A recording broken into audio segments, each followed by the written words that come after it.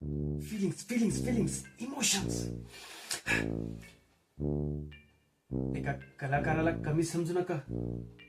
आम्ही लोकांच्या भावना जगतो. छान. भावना जगतोस, पण घरातले बिल्स कोण भरतो? कलेला पैशापेक्षा रिस्पेक्ट लागतो. हो का? मग लँडलॉर्डला रिस्पेक्ट देऊन बघ. मी काल भाषण दिलं. 500 लोक जमले होते. माझ्या रीलला 20,000 व्ह्यूज आले. व्ह्यूजने घर चालतं का? मग तुझ्या फेक प्रॉमिसेसने चालतं का?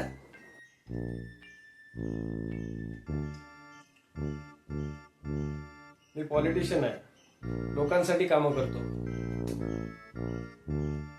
कॅमेरा दिसला की स्पीड वाढवतोस. तू ऍक्टर आहेस, फेक इमोशन्स दाखवतोस. तू पॉलिटिशियन आहेस, फेक आश्वासनं देतोस. आठवतं लहानपणी आपण एका प्लेटमध्ये खायचो, आणि आता एका रूम मध्ये इगो बसत नाही ना. तू तेव्हा वेगळा होतास. जबाबदाऱ्या माणसाला बदलतात. ऍक्टर्सना रिटेक मिळतो, पॉलिटिशियनला नेक्स्ट इलेक्शन मिळतं.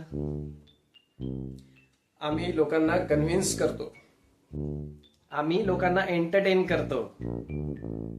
तू मेकअप करतो कॅरेक्टरसाठी. तू स्माइल करतोस वोटसाठी. घरात पैसा मी आणतो, पण आनंद कोण आणतो? तुझ्या ऍक्टिंगने काय होणार नाही, आणि तुझ्या पॉलिटिक्सने पण काही होणार नाहीये. लोक हसतात स्ट्रगलवर, पण मला खरंच ऍक्टर व्हायचं आहे. मी पण प्रेशर मध्ये आहे रे. पण लोकांना वाटतं पॉलिटिशियन म्हणजे पैसाच पैसा.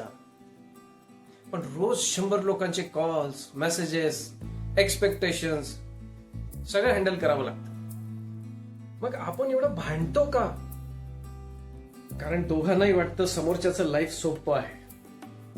खरं तर दोघंही ऍक्टिंगच करतो. फरक फक्त स्टेजचा आहे. प्रत्येक घरात 2 माणसं असतात.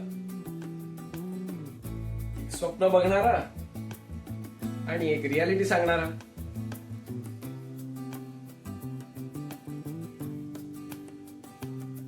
पण घर तेव्हाच टिकतं जेव्हा दोघेही एकमेकांना समजून घेतात.